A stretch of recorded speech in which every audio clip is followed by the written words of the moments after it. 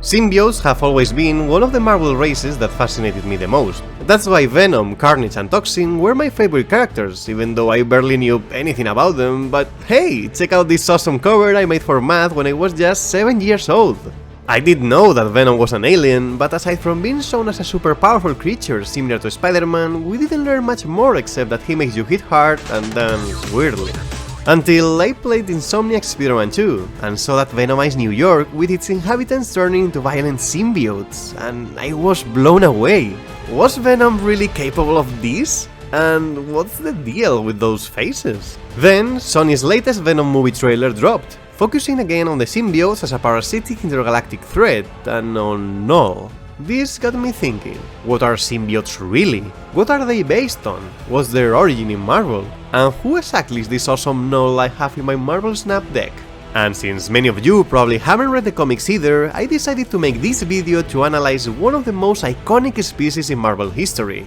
Let's discover together the symbiotes. Let's start with the basics, because you might know Venom, but what are the symbiotes?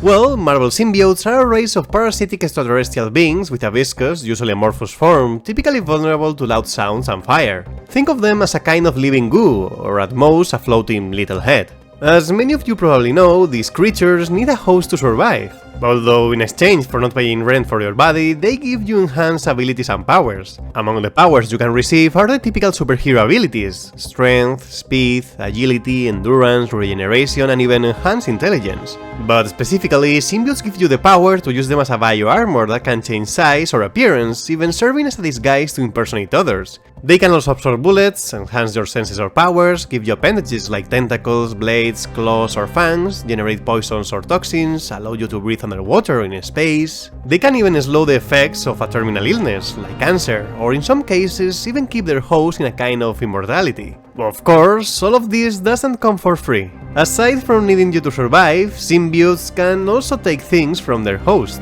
In the best case, they might borrow their abilities or personality, but in the worst case, they can feed off the host's adrenaline, forcing them to stay in a constant state of agitation or combat. Even worse, they might feed directly on a specific chemical that can be found in two sources: chocolate or the human brain. This can turn the host into a sort of zombie-like cannibal. Whether your experience with a symbiote is positive or negative depends on the symbiote you get, though the same could be said from their perspective about you. Because while it's true that the symbiotes we all know, like Venom, Carnage or Toxin, have often been portrayed as being on the darker side, they don't necessarily have to be that way. There are actually good symbiotes, such as those part of the Agents of the Cosmos, who protect the universe and come to the rescue of innocent people, but we'll talk more about that later. Before diving into a summary of all their lore and origin, let's step back into the real world and ask ourselves, what are symbiotes actually based on? Can we find anything like them in our daily lives? Well, symbiotes, as their name suggests, are inspired by the biological phenomenon known as symbiosis, which comes from the Greek term meaning living together. Pretty cute, right? This curious phenomenon occurs when two or more organisms from different species develop a long-term interaction. While symbiosis is often thought of as a mutually beneficial relationship, which is called mutualism, that's not always the case. There are other forms too, such as commensalism and parasitism. As I mentioned earlier, mutualism is when both species benefit from each other's presence. A clear example that we all know from Finding Nemo is the relationship between clownfish and anemones. Clownfish are immune to the anemone's neurotoxins, allowing them to live inside for protection from predators. In return, the anemone benefits because clownfish feed on small invertebrates that could harm it, and their waste provides nutrients. As we say today, it's a win-win, making this a mutualistic symbiosis. Nemo's quite the champ. I hope now that they are a part of Disney, he can join the Avengers. In the case of commensalism, we are talking about a symbiosis in which one organism benefits while the other neither gains nor loses anything. Another example involving fish is that of remoras, which simply attach themselves to larger fish or animals, not only getting a free ride, but also access to their leftover food and waste. Lastly, we have parasitism, where one organism benefits at the expense of the other. I won't go too deep into this one because, let's be honest, no one wants a video about lice, mosquitoes or leaks. So I'll just use the cordyceps fungus as an example, which you might recognize from the zombies in The Last of Us. Cordyceps is a real fungi whose spores, when inside a host like an ant, can replace the host tissue and control its brain, forcing it to move to an ideal location to cling before it dies, allowing the fungus to sprout from the ant's body and release new spores that will infect more of its kind. There are many types of Cordyceps, each specialized in infecting a specific insect. Luckily for us, they can't infect humans, so we are not in danger of a zombie apocalypse. But as the show says, what if the planet warmed up just a little bit? Well, now, there is reason to evolve. One gene mutates, and an Ascomycetia, Candida, ergot, Cordyceps, Aspergillus, any one of them could become capable of burrowing into our brains and taking control not of millions of us, but billions of us. Billions of puppets with poisoned minds, permanently fixed on one unifying goal: to spread the infection to every last human alive by any means necessary. And there are no treatments for this, no preventatives, no cures. They don't exist. It's not even possible to make them. So if that happens, we lose. Maybe I should have stuck with talking about ticks. But anyway, back to Marvel. I think this explanation clearly shows not only the origin of the name symbiote, but also the reason behind their behavior, right? What I've always loved about symbiotes is that they embody the very essence of a superhero, their powers and their suit, except as a living entity. What happens when your suit and powers start controlling you instead of the other way around? That's the magic and the dark side of symbiotes. But of course, in Marvel, symbiotes aren't just simple fungi or insects, no. They are something far more complex and extraterrestrial with an impressive origin story, though it wasn't always this way. When the first symbiote appeared in Marvel, things were much simpler. Now, if we set aside the retcons, because yes, apparently this character named Flexo from 1940 was supposedly a symbiote made of rubber, although I have to say that the modern version turned into a symbiote is actually pretty creepy. The thing is that the first symbiote made its debut in the comics in 1994, during Secret Wars, a storyline that had a bunch of heroes and villains fighting each other. You might recognize the name from the upcoming Avengers movie. In issue number 8, Spider-Man tries to use a machine to create a new suit, but he messes up, and instead a small black ball appears and starts to cling to his body until it becomes his new black suit. Peter is confused, but thinks that this peculiar design might be due to the fact that he had been thinking about the Spider-Woman suit they encountered just in the previous issue. This second Spider-Woman might sound familiar from the Madame Web movie, although, let's be real, you've probably saved yourself from that particular torture, and so have I. After Secret Wars, Peter brings it to Earth and gradually discovers the perks of his new alien suit. Over time, though, the suit starts to control him. It takes him out of the house while he sleeps, leaves him feeling exhausted, pushes him away from his loved ones, and even makes him more violent towards villains. This eventually forces Peter to seek help from the Fantastic Four, where Reed Richards discovers that the suit is actually a symbiote. Mr. Fantastic uses a sonic weapon to remove it and contains the symbiote. But the symbiote, desperate to bond with Peter again, manages to escape and disguises itself as a regular Spider-Man suit. Eventually, Peter realizes he's wearing the symbiote again, but this time he manages to rid himself of it by ringing a church bell. The loud sound forces the symbiote to separate from him, though Peter is left deeply affected by the process. Interestingly, the symbiote seemingly drags Peter down to a lower floor, not to harm him, but to save his life, and apparently die. But no, that wasn't the end of the symbiote. Enter Eddie Brock, a former reporter for the Daily Bugle who was fired due to a failed story, something he blames entirely on Spider-Man. Consumed by a burning hatred for the web slinger, Eddie began preparing to someday kill the hero. When the weight of his failures became too much, Eddie decided to end his life, not without first dragging himself to a church to ask for forgiveness for what he was about to do. But instead of forgiveness, he found the symbiote. The symbiote's resentment towards Peter combined with Eddie's hatred for Spider-Man, making the symbiote consider only two options: reunite with Peter or kill him. Thus, they both became the true first symbiote in Marvel history, Venom.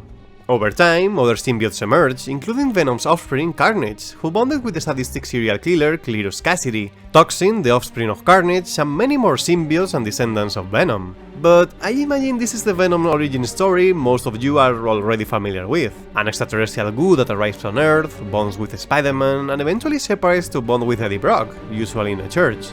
By the way, Raimi's version of Eddie Brock is absolutely nuts. Instead of going to church to ask for forgiveness, he goes there to ask God to kill Spider-Man. I come before you today, humbled and humiliated,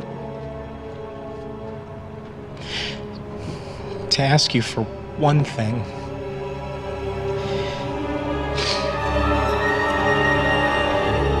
I want you to kill Peter Parker. Whoa, that's what I call having some serious guts. The thing is, this simple origin doesn't really explain one key question. Why do all the most well-known symbiotes resemble Spider-Man so much? In the classic origin, the answer seems to be that Spider-Man was the first to bond with Venom's symbiote, causing it to adapt to its host and take on some of his characteristics. That's why Venom looks like a bigger, stronger version of Spider-Man, and why his descendants have a similar appearance to the wall crawler. Wait a minute, LoreKeeper. But I played Spider-Man 2 on PS5 and the symbiotes look totally different without Spider-Man's white eyes. Yeah, that's because, as I mentioned, that was in the classic symbiotes. In the more modern era, like what Insomniac symbiotes are based on, they've been given a much more darker and complex origin. There are a few variations, but we'll focus on the one from Earth 616 in the comics, which usually corresponds to the MCU. It's time to talk about the god of symbiotes, Knull.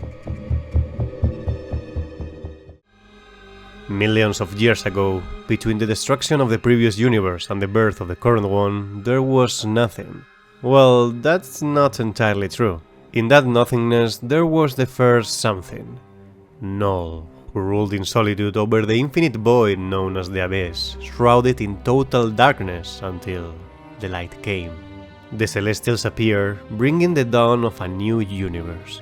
These gods began to fill Knull's void, blinding him with their light, and Knull saw this as an offense from some gods who saw his realm, his abyss, as something incomplete to be reformed and rebuilt.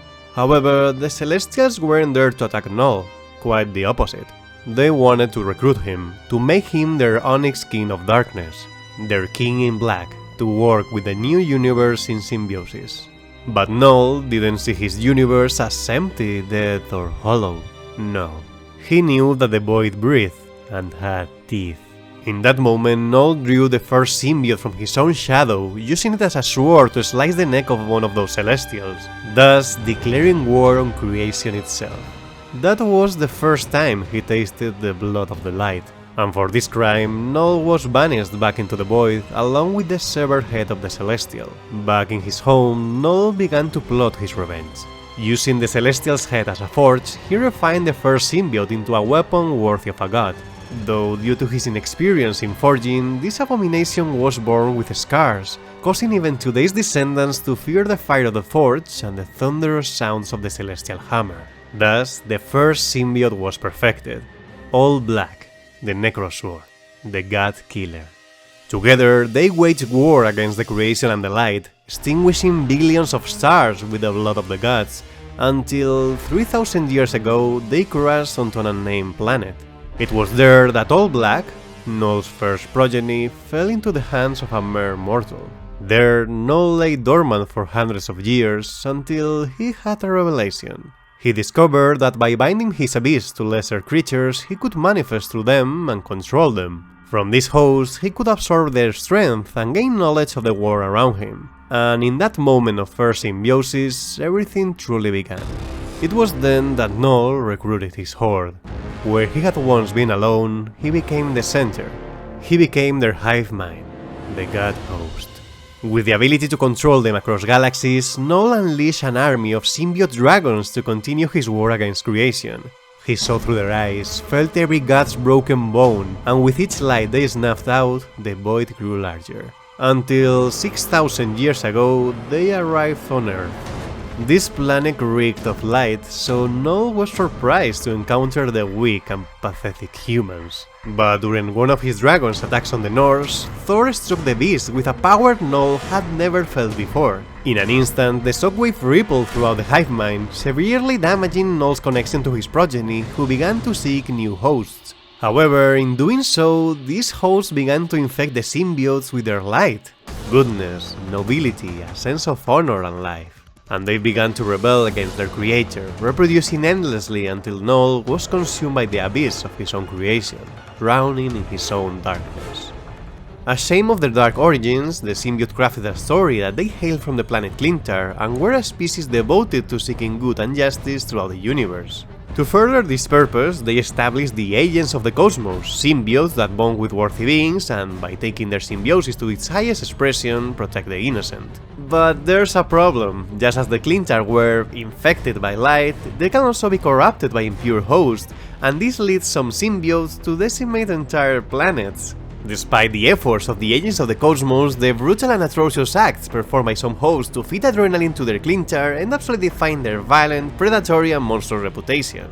In that context, a symbiote was born on Klyntar, destined to become an Agent of the Cosmos. Its first host went relatively well, being a kind-hearted Kree, but the symbiote was forced to separate from him, erasing his memory. However, with the first host it remembers, things took a dark turn, as this individual used it to commit genocide on their home planet, corrupting the Klyntar with fury and bloodlust. After separating from this host, the symbiote ended up with a group of renegade Klyntar, but they label it as insane upon seeing its need to protect its host rather than dominate it, leading to its confinement in a laboratory for study and eventual vaporization. Fortunately, the symbiote got lucky, and that prison lab was transported to Battleworld during the Great War of Superheroes, the Secret Wars, where a certain spider guy would stumble upon it and bring it to Earth. I don't think I need to tell you which symbiote I'm talking about, right? But there's something else I haven't mentioned, and no, I'm not talking about how Deadpool apparently participated in the Secret Wars and even wore Venom's symbiote before Peter did. No, that's not it. It turns out there's a cult of symbiotes on Earth that still worships Knull, because Knull is not dead. The truth is, there isn't a symbiote planet. There is no planet Klyntar, because in the symbiote language, Klyntar means cage. What seems to be a planet is actually millions of symbiotes keeping their creator trapped in an eternal sleep. But Knull, as the origin of them all, remains connected to the hive mind, and any imbalance within it could awaken him, allowing him to rise once again as their king in black. Now you know the modern story of Marvel symbiotes, their origin, their dark god, and their true nature apart from Spider-Man's influence. Honestly, reading these comics has blown my mind, not just because of how terrifying Knull is as a villain, but also because of the incredible depth of Venom's storyline. It makes the plots of the movies we've seen so far, where he just eats heads and not much else, seem almost ridiculous. And whoa, don't even get me started on Carnage. His entire arc as Knull's prophet is absolutely wild. By the way, many people were surprised that Knull had the spider symbol on his armor, but it's actually not a spider. It's a symbiote dragon. This probably means that Venom's spider emblem isn't just a nod to Spider-Woman, but rather a mix of the spider and the dragon symbol from his creator. And with all this, you can now understand what Insomniac had in mind for their symbiotes in Spider-Man 2, and who that edgy guy is in the latest Venom movie. So if you don't want Knull to show up under your bed with an exclusivity contract from Sony, make sure to drop a like and subscribe. Thank you very much for your time, and see you in the next video.